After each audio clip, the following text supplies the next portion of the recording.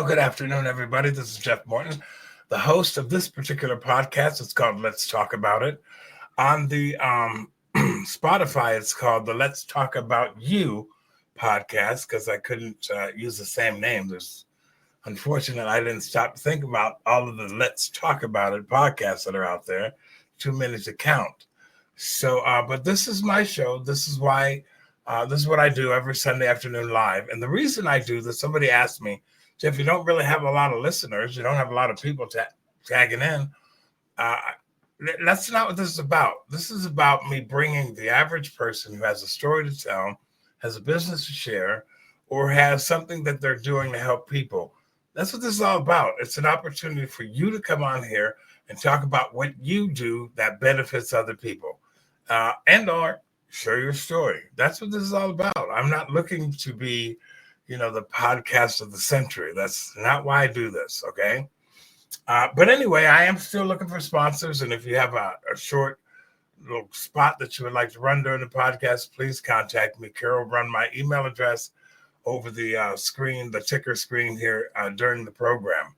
So that's what this is all about. And I got to tell you, I'm out of town next week. I'm not sure if I'm going to be able to do the podcast next Sunday because I'll be in New York just for a couple of days to the weekend, and then I'll be back. So I'm not really sure yet if there's going to be a show. I have to kind of logistically see if that'll happen as I head back to my hometown for a few days. I met a guy named Dan Guay, and we were talking about processing credit card fees. And I have always been of the mindset that why am I paying for these credit card fees? And I often think about, going into typically an Asian restaurant or an Asian a grocery store or a little corner store. They all have sitting on the counter, if you use your debit or credit card, it's 35 cent, 25 cent extra charge. I've never have a problem paying that. It's reasonable to me that the business owner not have to incur those debts. And lo and behold, I meet this guy named Dan Guay who has the same mindset. Dan, come on in. I'd like to introduce you to the audience. This is Dan Guay, everybody. He's the guy who does adaptive payment solutions. And we're going to talk the whole hour about why he started this business and what it's all about. Dan, welcome to the podcast. Thank you for joining us today. Thank you for having me, Jeff. Yes, sir. Now, before we get started, why don't we just take about 5 minutes and give the audience, whoever listens or whoever watches later on, a little bit about you. Who are you, Dan? Yes. Let's see. I'm married, been 30 years, April 8th, 3 daughters, 24, 21, and 12.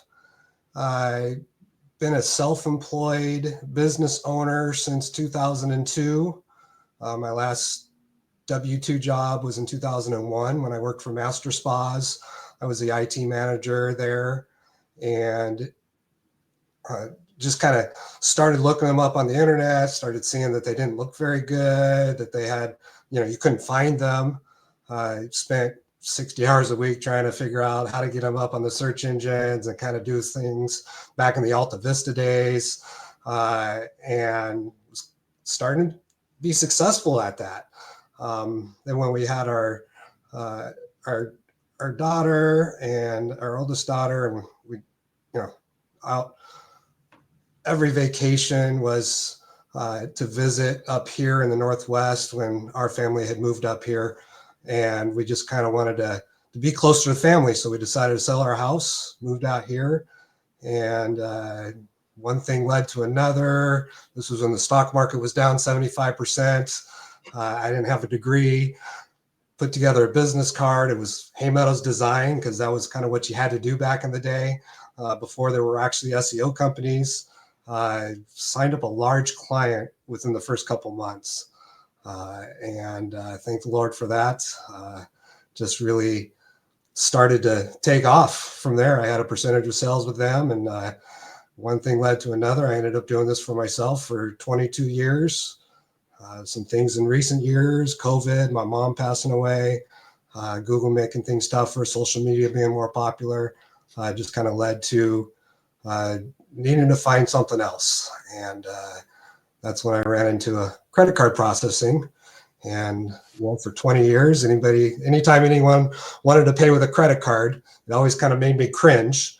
And I was doing SEO for this one company, and I said, I want to sell this for you guys, and started to sell it for them. And that ended up turning into kind of doing it for myself. So, well, you mentioned that you moved up here. From where did you move?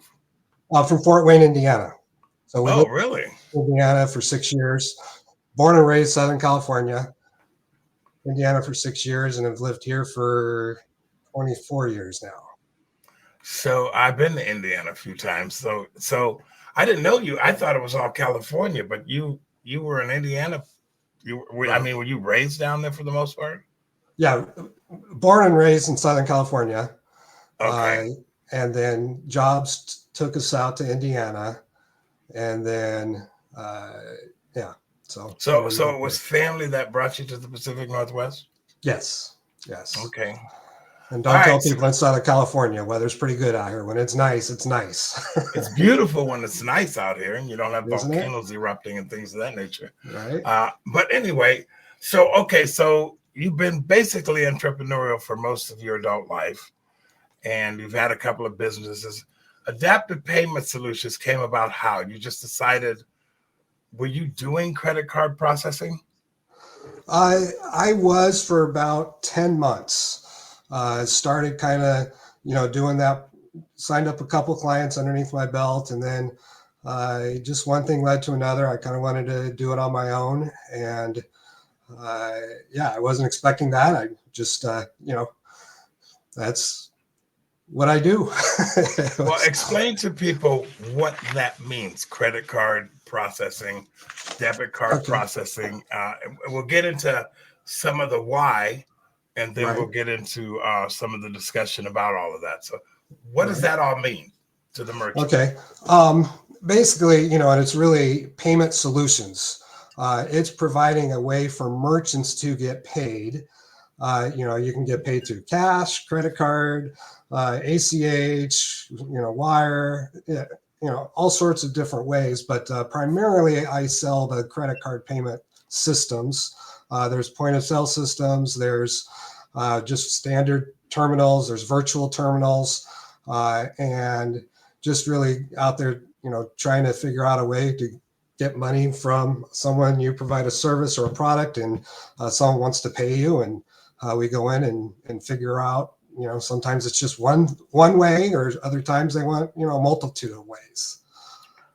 I don't think the average person realizes how those credit card fees that the merchant has to take care of multiply. Can you give an idea of how that works? Okay. Like let's say a standard auto repair shop might have like 3 or 4 bays. And if they're busy all month long, they're going to run about $100,000 worth of credit card processing to pay for people that need their cars repaired. That's going to total $3,300, $3,000 a month. We'll just we'll round down. That's $36,000 a year that they're paying just to run credit cards and take credit cards and process credit cards. To do business. So when you hand your credit card to a merchant, not only is he charging you, but he's being charged as well. Correct. So I had one guy, I was talking to somebody about all this. $100,000 a year is where that was their baseline for credit card purchasing. Wow. And I was like, you got to be kidding me. I mean, they're obviously making good money doing this, but what could they do with $100,000 if they didn't have to pay Visa, or they didn't have to pay whoever? Right. So now you and I got into this conversation, and I was like, for all the years that I was running companies, taking credit cards and whatnot, I hated having to pay for the merchant. I hated having to pay for the fees. And that's kind of where you and I clicked, because you felt the same way. And I suppose that's why you started the business. So tell us educate me. Tell me what goes on. So, basically the customer that's paying has the choice. I'm going to pay with a card or I'm going to pay cash. In years past, it's always been the merchant pays to process that credit card. Well, now we have the option where, let's say it's $1,000 bill. You run into your terminal, $1,000. You turn it and show the customer it's $1,000.40 to run the credit card. So either the customer says, I'm going to pay $1,040. That turns the fee back to the customer, the person that's actually getting the airline miles, getting all the perks for running the credit card, for using their credit card. And so they now have that option of, oh, maybe I need to pull out my checkbook or pay cash. And it puts the onus back on the customer to decide who's paying that processing fee. And that's honestly where it should be. They're the ones getting all the credit card, all the perks. And you're not gonna make a lot of people happy with that statement, but it's true.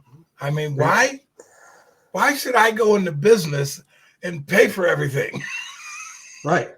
If I'm providing a service to the customer, shouldn't they be paying me? Right. One of the first clients I signed up was a tow truck company. Within 45 days, they added it to their auto repair center. And within 6 months, they sent me a referral to another tow truck company, all because they're realizing they're not getting complaints. They're not getting, people are used to paying that fee. And it's the landscape is changing. Right. And I think it's changing towards the customer making that choice. And that's why I got excited about this, because back in the day it was like, hey, SEO was a big thing, and I see that changing in the credit card processing field to where I'm pretty excited about it, because people are still selling this the old traditional way of everybody just undercut the other person, and and then we'll increase rates now merchants under this format don't have to worry about what they're being charged, the statement fee, the PCI fee, all of those fees can go away. And all they have to do is just focus on, all right, I'm getting taken care of. Customer makes the choice now. So what is, you've given me a list of things that I certainly don't understand a lot of this, but I'm going to kind of list off a few things and you can kind of tell me what that means. And you also have some slides. Just let me know when you want to stick a slide up there and we'll put it on screen. What is dual pricing? What does that mean? That is where I talked about the $1,000 or $1,040. So you have one of the ways that technically, like let's say you have a clothing, you could price your clothing as a cash price or a card price. What we've done is we have terminals now that will actually calculate all the regular prices and then display a card price and a cash price. So basically dual pricing is that card price or a cash price. And so you're giving the customer the choice. There was a phase when it went into cash discount, you'd call it cash discount, but dual pricing is kind of a little bit more kosher way of saying it now.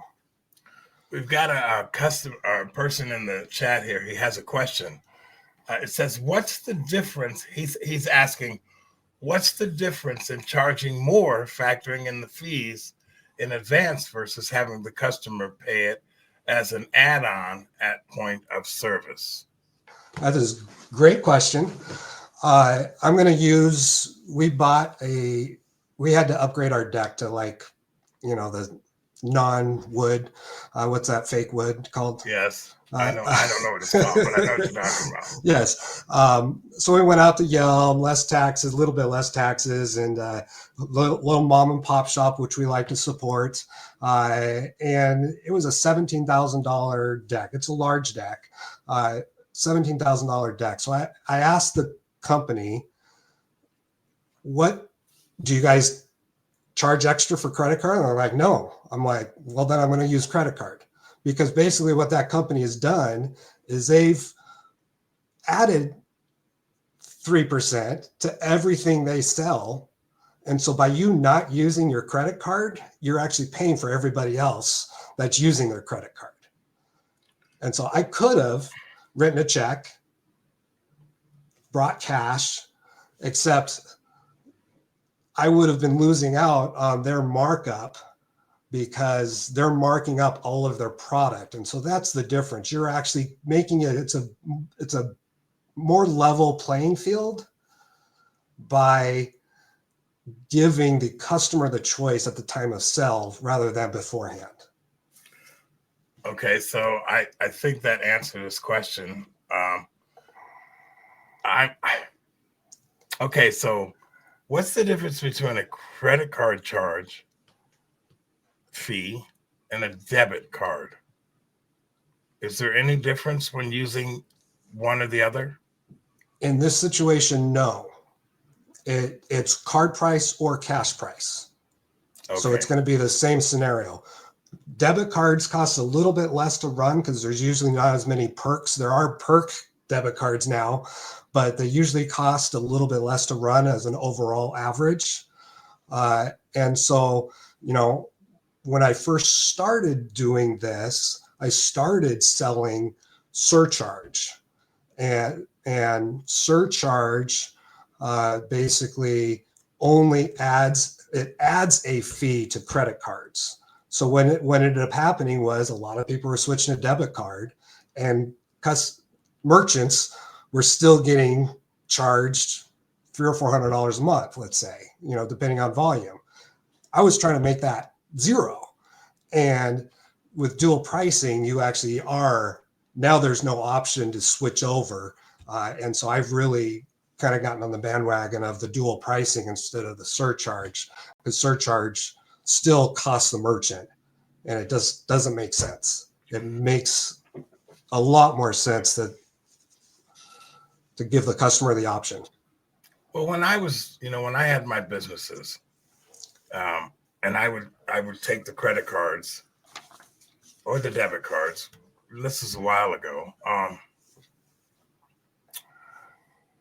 I could have marked up what I was. For example, I'm in the restaurant business. A person now is paying $10, $12 for a hamburger. Back when I was doing this, that wasn't the case. But when they handed me a debit card or a credit card, I could have added $1 to the charge and just did it that way. How do you make a living doing it any other way? Where's your service at? Right.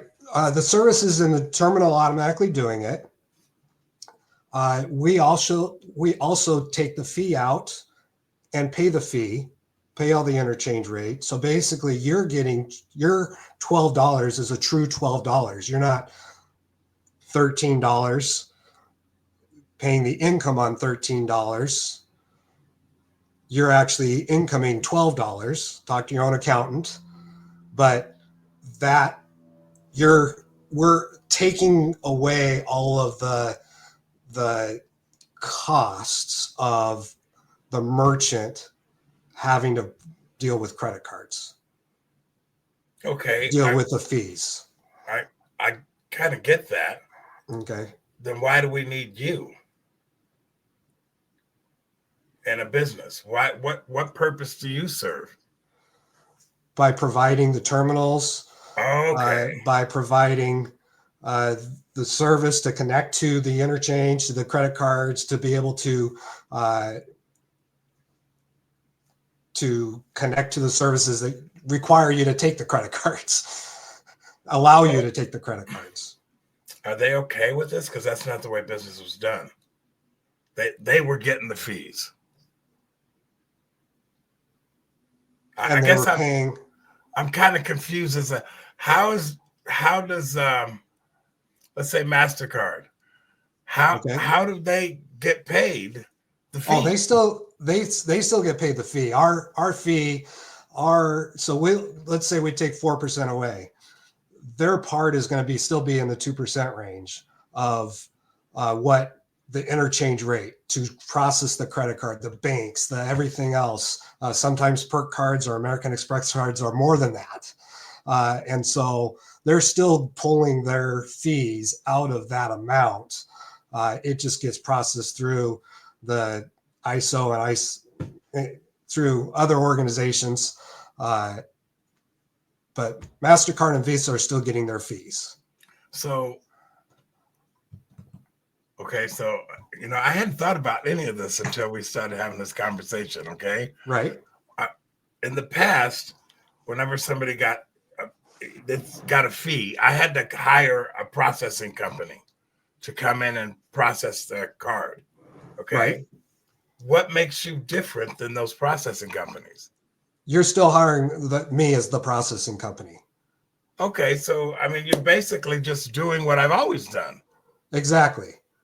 With the addition that you can do dual pricing as an option. It is the same way you've always done it. It's just instead of you paying the fee, that fee gets paid, and then we process the fee after the fact or during the fact. It's just a different way of looking at where that fee is happening. And actually, I just did a blog post about that last week because there was some confusion about how does it all process? It all processes the exact same way as it always has. It's just a matter of perception. When the 3% is already added into your price or 3% is added after the fact, it's still the processing fee is being pulled. So rather than having to hire a processing company, which is what you have to do, right? You became a processing company. I'm trying to see what sets you apart from what you were doing. And perhaps I'm just not catching on. Right. Maybe I'm not catching on here.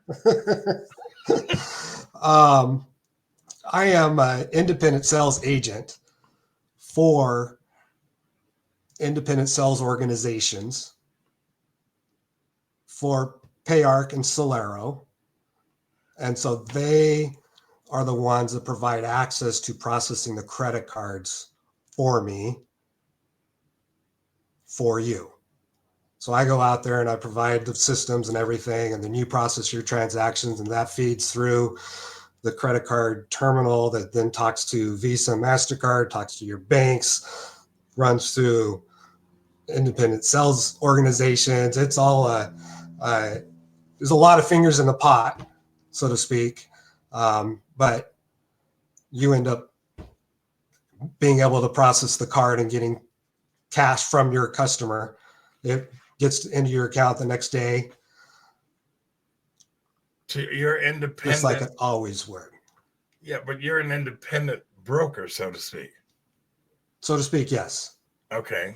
Well, that's who I used to hire back in the day, was independent brokers who could do all of this.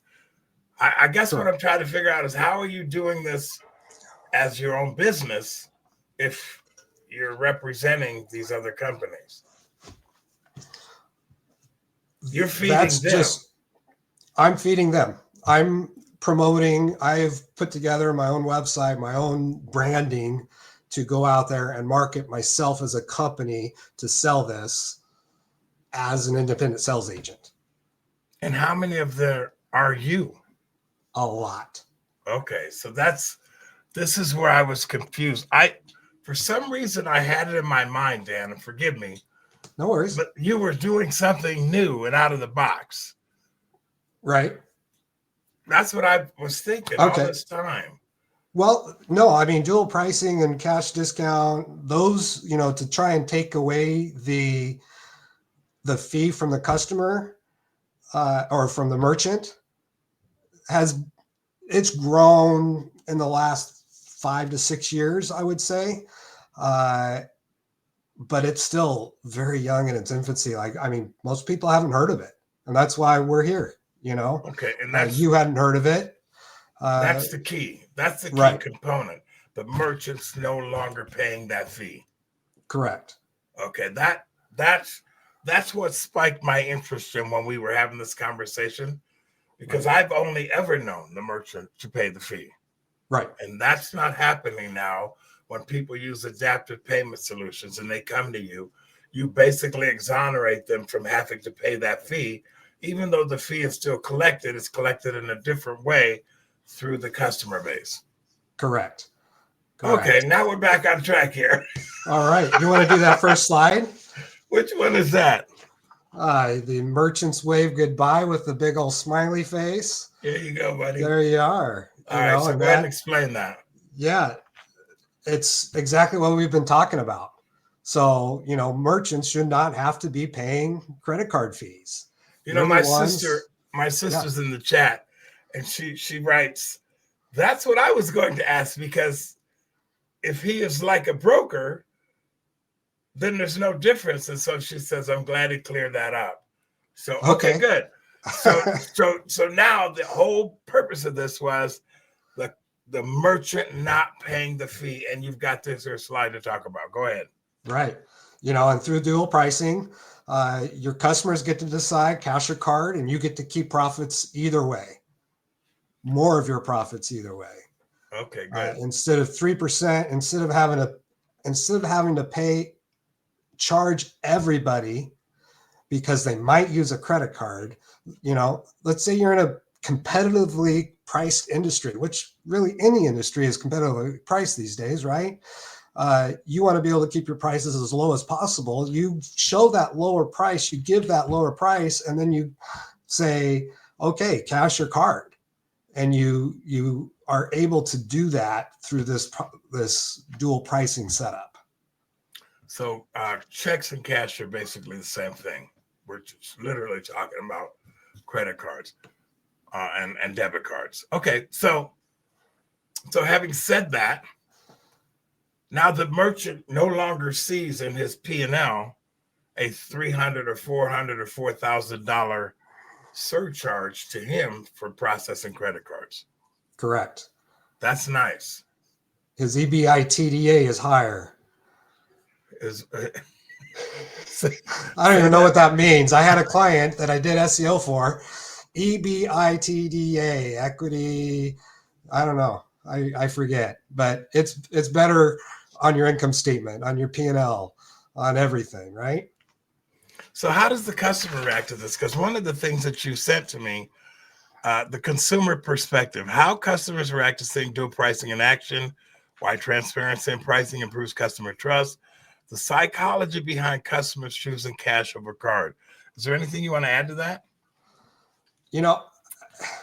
Just that I've been doing this for a year and a half, and I've yet to hear of anybody having a complaint. I mean, literally, it's like I'm getting word of mouth customers, not any negative reviews, any negative anything, because people are getting used to it. It's happening. People are trying to do it on their own, and typically they're not doing it right. I've walked into another auto repair shop, and it's like, you could get in trouble for doing it the way you're doing it. There's technicalities and ways that you're supposed to do it correctly. I don't want to get into those details because that's, that's why you need to come to me. But, it is legal. It's perfectly legal in all 50 states. Surcharge, there's some states that actually it's not legal. But dual pricing and that is legal in all 50 states. So what are some of the common myths or misconceptions? Well, that customers are going to complain. If you have, and that's part of my training with merchants is that the reason they're doing it. I want to keep my prices lower. I don't want to increase prices for everybody. Give you the choice to pay that fee now or not. Instead of, we're trying to make our prices as low as possible. And typically, I'm working with mom and pop shops anyway, and local businesses that really have a connection to the community. And, I'm not really after the large franchises. It's really the mom and pop shops that, are doing good business, but they also, usually have a little bit more of a loyal following and really have a customer facing one-on-one with them. And it's easy to explain that I'm trying to keep my prices as low as possible, and this is one way I'm doing it. And then you can choose to pay the fee after or not. So, and I'm glad you brought that up because there's, you got You got Amazon wants to park itself in neighborhoods just like 7-Elevens did. I read a thing about that once where Amazon was wanting to be the 7-Eleven in the middle of a neighborhood, Right. which would kind of just shut down all the small mom and pop businesses, a lot of the independent owners, and we see that happening. Okay, and they already have their whole system in place as how to take as much money from you as possible. So you're saving these smaller businesses a considerable amount of money because they no longer have to pay these fees, but they do have to turn around and pay you. The merchants don't.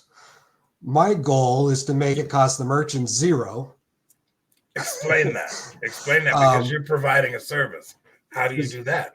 I do that because that part that they're charging the customer, so the customer chooses, am I going to use my card where I get perks, everything else, and I'm going to pay a higher price? I'm going to pay the card processing fee myself as a customer versus the merchant paying the card price. That merchant paying the card price is where I'm getting the income from now instead of the merchant.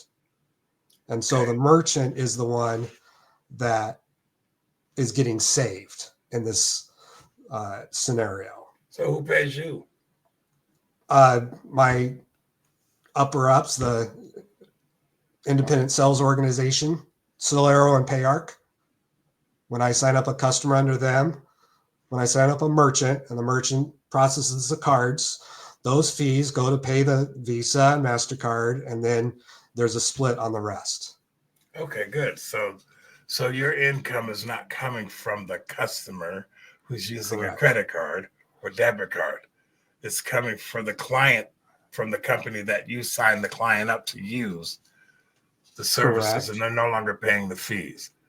So when I go into a mom and pop restaurant, they say on the counter, 35 cents to use your credit card. Okay. Right. Which kind of irritates me, but I pay it. But if they're using your system, Adaptive Payment Solutions, and still charging to use the credit card to the person standing on the other side of the cash register, how is that happening? That I just signed up a restaurant last week. A friend of mine just opened a shop in Lakewood, my neighbor. Yeah, basically if it's a $30, $30, they're going to add a 4% fee to that $30 to then process the credit card, or you could pay cash to the restaurant. And so the merchant is not having to pay just to process your frequent flyer miles. But if the merchant is charging a 4% interest, and Right. they're using your system, they're making money that they're not. I mean, do you understand what I'm saying? They're not getting charged to use the card anymore. Correct. But they're still asking for 4% because the customer used the card. Because somebody has to pay the interchange fees. Somebody has to pay the Visa and the MasterCard to process those credit cards. Now we're passing the fee along to the customer paying that if they're going to choose to pay with a credit card. Okay. Instead of the merchant having to eat that cost. At the grand scheme of things, right? Customers have been paying it. It's just merchants increase the cost of all their products to do it, even to people that pay cash. They can separate that out. People who pay cash lose. People who pay cash lose in this scenario. Why? Because in the scenario where the merchant pays for the credit card processing, what's the merchant going to do? He's going to add 3%. Oh, so anybody paying cash is being charged basically the markup. Right. Oh, well, that's not fair. And I understand why now I understand what you're saying. So Okay. when you use cash, you're paying the markup that's set in place for every payer. Exactly. I need to ask questions of you. Ah. This is helpful. Thank you. Okay, so explain to I'm going to take a back seat here Okay. because my brain is trying to figure out a couple of things, and I think you've done that. And I don't want to embarrass myself here. Give us the whole scenario. I'm a new business. I've got Okay. let's say I'm doing parts and I don't take cash, which is happening too. I'm strictly credit card and or debit card, period. Right. Okay. How then walk me through how your system helps that person Okay. who's no longer taking cash or checks. Okay. Um, so do you have to take a back seat or can I ask you? No, go ahead. Go ahead. Open discussion. Open discussion. Um, Somebody's paying that fee. Right. Right. And the customer so is. in the scenario of that, the customer is going to pay the fee on a credit card or debit, and it's they're going to pay the card price, right? Okay. Or they're going to pay a card price. So you only have a card price. We need to be. I would suggest that to keep it legal, we need to offer a cash or check or ACH. That was my question. There needs to be an option. That was the heart of my thing. Right. Because you need to give an option to avoid the card price, basically, to make it legal. Okay. So in the instance where people don't do that because they're no longer taking cash, then it becomes an illegal transaction to mark it up? Correct. That's interesting. Correct. So what do you do with that customer who can't, or that merchant who can't do that? I say you got to take cash or check. Otherwise, I can't help you. How'd you run into that? I don't think I haven't yet. One thing that I've actually thought about, though, and I'm going to go ahead and say it because it'd be a far cry and dream to be able to do this, but Winco. Winco takes only debit. Right. And in my scenario, or cash. In my scenario, they could actually take credit cards or debit cards, add the 4%, and give a cash discount, give a dual pricing scenario where you can pay $100 worth of groceries or you pay $104 worth of groceries on card. And so they wouldn't have to say only debit card. They could actually take credit cards at Winco. And, I know that there's people, you look on reviews online. I've actually sent a couple letters to Winco and my, dream big, because I think that Winco could actually take and be interested. They're self-employed. They're employee owned. They could actually take credit cards on my scenario and debit cards with the option. And people that shop, if you look, anyways, the reviews, people have left Winco because they didn't realize, I only had my credit card. So they've done all their shopping. They loaded up their cart. I've seen it happen. I've actually seen it happen. Right. For anyone listening to the program, Winco's a local grocery store here in Pacific Northwest. I don't know if they're in California, but they're a employee-owned business. And I've never understood why they didn't take credit cards. Right. Because they don't. I know. And they could do this. And what happens now? They have to actually go put all those food items away. They have to restock their shelves. Maybe some of the stuff has been in the cart for too long before they realize it's spoiled. They've lost items. it's costing them, and they have an upset customer that leaves them negative reviews. Do you know why they don't take credit cards? Have you ever? I think it's the cost. I think it's cost. The cost of processing. It's strictly because it costs a lot of money. You know, that's why some businesses don't. The simple solution to me is to just add. Well, you can't add a surcharge. Right. So explain that. You can't add a surcharge to debit cards. You can only add a surcharge to credit cards. So they could do that and still offer the debit card as cash, the cash price. Although they're still paying large amounts of money, 1.5% or more to run their debit card transactions.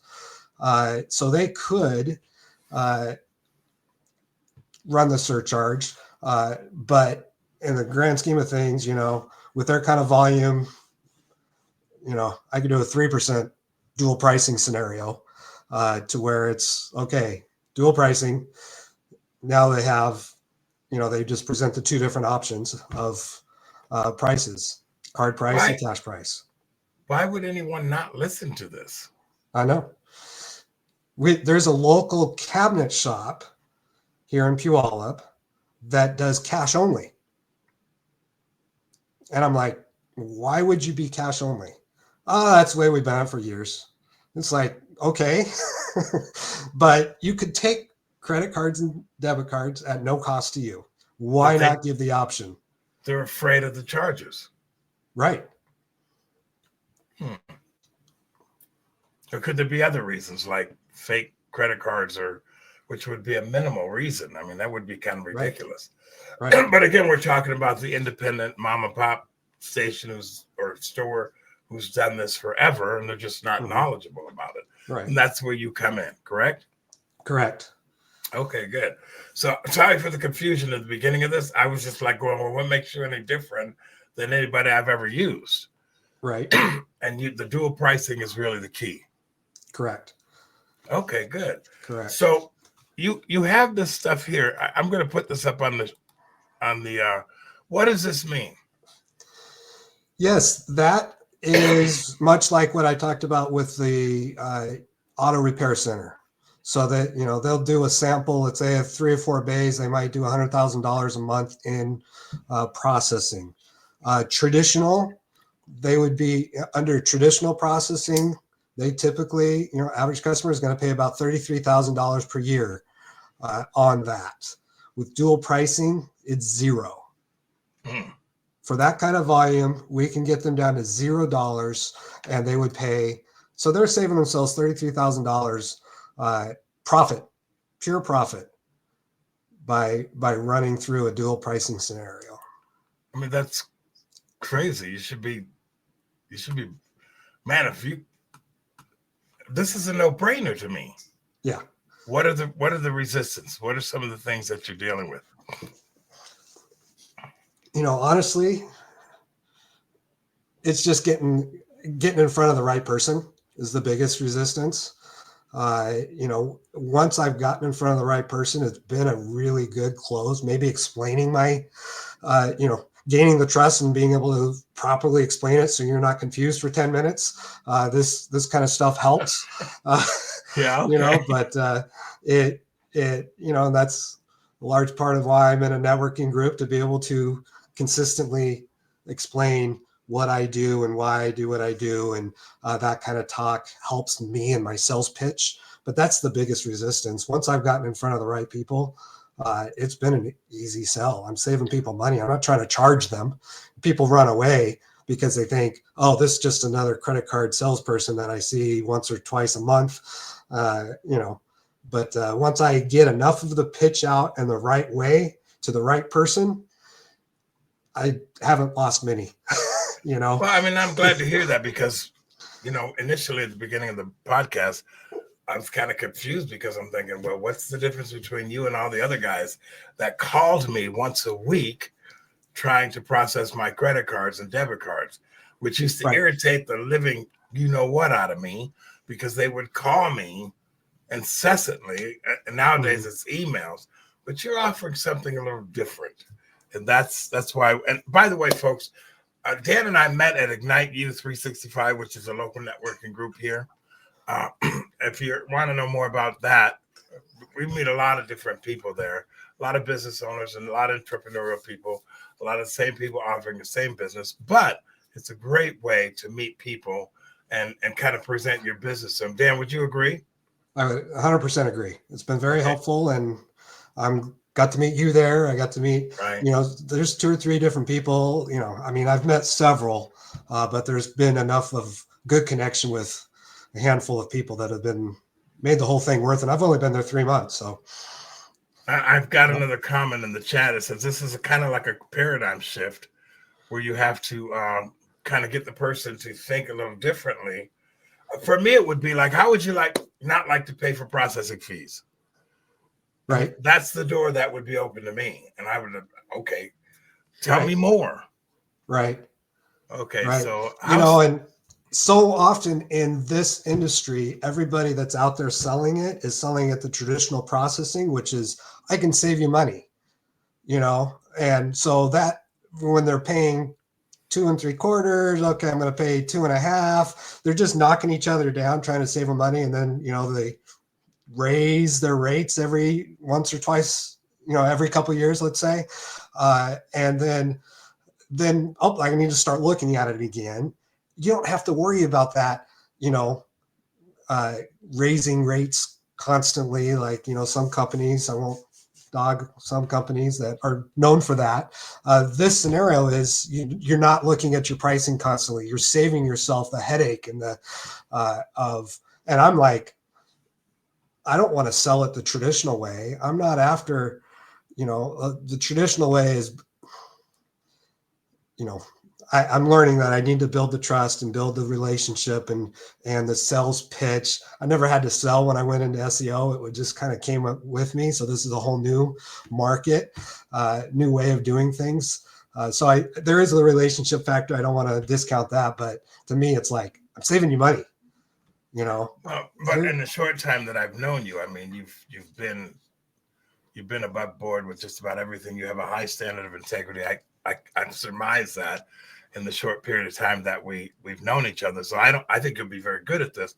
And particularly when you say, how would you like to not have to pay processing fees? Right. Dan, we've got just about 10 minutes left in the program, 12 minutes. I want to put another slide up here. Explain this one. Yeah. So this is a Deja Vu terminal example, where if you would, you would enter $20 in the cash payment. And then the card price is automatically calculated to cover the processing cost. So card payment would be $20.80. You turn the terminal around and show the customer, here's your card payment or cash payment. If customer pays you, if it encourages them to pay you cash, you have the cash. If they end up not wanting to use the card, then the card gets run for $20.80. And this is a perfect example of how the cash payer loses, because when they pay the $20, they're paying the markup anyway. Correct. So cash isn't really an advantage if what you're buying is marked up beyond. I mean, if it's marked up, you're paying for it anyway. So because it's got to cover the cost. Correct. And then with the credit card payment, that cost doesn't go to the merchant. Correct. Who still marked it up though. No, now the merchant doesn't have to mark it up. So now the merchant can actually charge what makes sense for them, whatever their margin is. They don't need to mark it up an extra 3% above whatever their preferred profit margin is. And then they leave it on to the customer do I add the cost or not? So they can offer a lower price. Correct. And not get hurt by it. Exactly. Okay, let me pull this off. Now, in the last few minutes of the program, give me your sales pitch and explain to me how you're going to help me. I own a shoe store, and everybody that comes into my shoe store, for the most part, they're paying with either a debit card or a credit card. And how are you going to tell me that I don't have to pay for those processing fees that the companies require? Right. So Exactly what you just said. A lot of times I'll turn it into, I signed up a septic company that comes out to your house. And so that septic company, I was really excited. One of my first clients, and uh, and they're showing up to somebody's house. They have a $300 charge, and so they present the option of $300 or $360. Let's say whatever. It's not even that. $330. I'm not doing the math correct on 300. I like to leave it 1,000 or 1,040. Yeah, an example. Yeah, example 1,000 or 1,040. And now what's happening is customers are going to grab their check and writing him a check, and he's saving himself a lot of money on credit card processing because he's working with customers at their house where they typically might have cash or check. And so I'm not making as much. That's fine. I provided a great service for him. Before he looked at his statement, he didn't realize he was actually paying over 4% for his credit card charges, credit card and debit. Were amounting to over, it was almost 4.5%. And so it's taking a look. I will take a look at your credit card statement, see what's going on, and be honest. Hey, this is your best set. This is I mean, no matter what, if you don't want to pay credit card fees, you want to pass that along. Otherwise, we can still stay at traditional. I'm really not selling a ton of traditional because once people see this, they're like, yeah, dual pricing scenario makes sense. I can save oftentimes, it's $1,000, $2,000, $5,000, $10,000 a year. It sells itself. It's just getting into the right person. So if I understand you correctly, I'm still the customer here. Yes. If I write you a check for $300 or I pay you $300 now, you go away and we're done. If I use a credit card or a debit card, it's going to be $340. Is Correct. that what you're saying to me? Yes. Okay. For the customer, yes. For the customer, I'm the customer. Yes. So I can pay $40 more to use this card, right. Or I can write a check. Correct. Well, so I'm going to write who's a check. Paying the fee?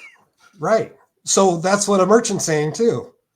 Why do I want to take the credit card? Why would I even take credit cards if it's costing me? Somebody has to pay that fee, right? To transact. And so merchants are saying, I don't want to pay that fee. So then the customer pays the fee, but they get the perks of their frequent flyer. They get all those other things. Here, take my card. I'll pay you $400 more. I mean, $40 more, but yes. And we've had, I have a used car dealer that, he said $15,000. The guy, put down as a deposit, Randy Fletcher, In and Out Auto Sales. He's in our group, and he's had people pay their deposit and pay that fee because they want to use their card. Sometimes it's the most convenient way to move money from point A to point B, but somebody's got to pay that, and there's absolutely no reason in the world a business should have to. I agree. Okay, that to me is. I totally agree with that. Okay. Right. I mean, I'll pay for the phone bill to keep my business open.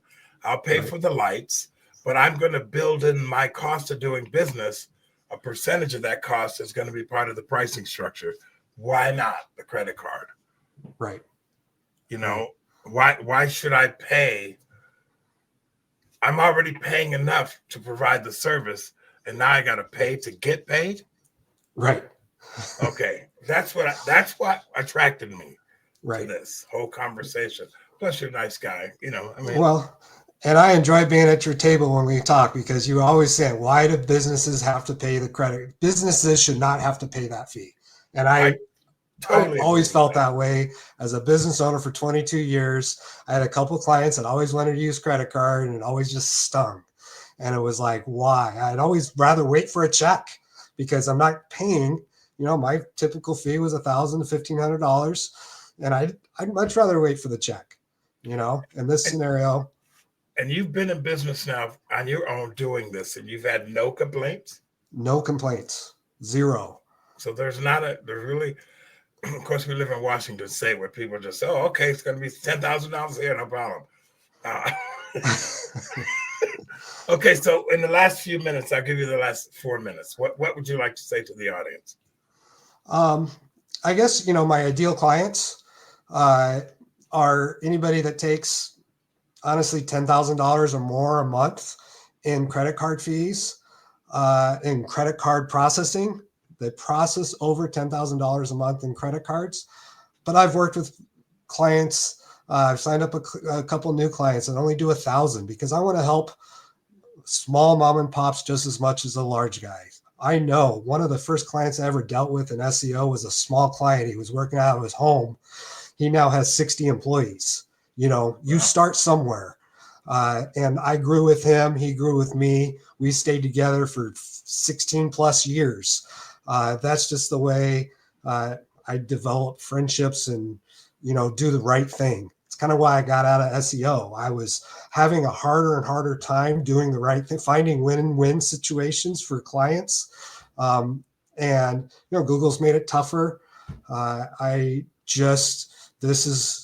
Now I'm diving into this because I think it's saving merchants. It's giving the power back to merchants that we should have never lost in the first place. So that's kind of where I'm at. I'm excited about it. I'm excited. I'm learning the pitch, learning the talk. Thank you for letting me be on the show, Jeff. And I'm the one thanking you for bringing this information to the public here. And also, you're a good guy. I mean, you're a good guy. That's what I know about you. Having you on the broadcast was a no-brainer to talk about how you can help the merchants. And I think merchants suffer a lot between the taxes, the regulations, and any little thing that'll save them money is worth talking about. And that's why we're talking about it on Let's Talk About It today. So I really do appreciate you coming on, and you're welcome to come back too. I'd love to know how you're doing 6 months down the road. And I'll ask you before we close out the show, how are you doing with this new business venture? Just like starting up any business, it's a little slower than you expect and you run into hiccups. But I'm back to the minimum amount I need, forecasted out. I've done the Excel spreadsheet. I've looked into this. I'm back to what I need, have needed to sustain this, to be in it in the long run. And I'm excited about that because, I wasn't sure for a handful of months if this is going to be the long term, but I am committed to doing this and providing the service. And it really is exciting. So, and what's the name of your company and how can people reach you? Adaptive Payment Solutions at www.adaptivepaymentsolutions.com. You have all the information there. First 2 months I was in business, I worked on the website. I ramped it up. I'm getting a little bit of upgrades, but I really tried to put all that information out there because that's what I know. So it might be better than a brand new company's website that you normally used to. Yeah, I get it. Dan, thanks for coming on. Let's talk about it. I think you did a pretty good job explaining this. I thought we were going to go off the rails there for a minute because I'm like, different than those guys I was dealing with 20 years ago. Right. But you're presenting to the merchant a way to not have a $10,000 or even $1,000 charge for doing business. Right. Outstanding. There you go, folks. All That's right. the end of my broadcast. Dan Guay. And I had to ask him, how do you say your last name? And he said, put a W in there and you'll figure it out. Guay. Guay, yep.